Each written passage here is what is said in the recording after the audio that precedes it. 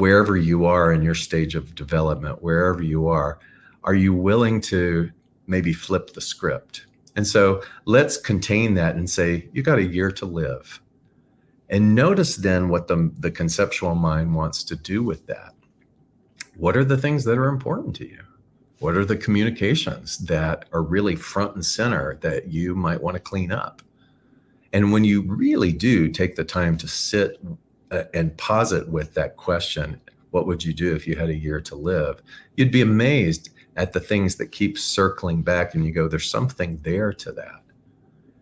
And I believe that that is a valuable and beautiful exercise. I think it's a great disruptor of complacency and futility. I think it's a beautiful aid in helping us to get focused on what really is valuable in our lives.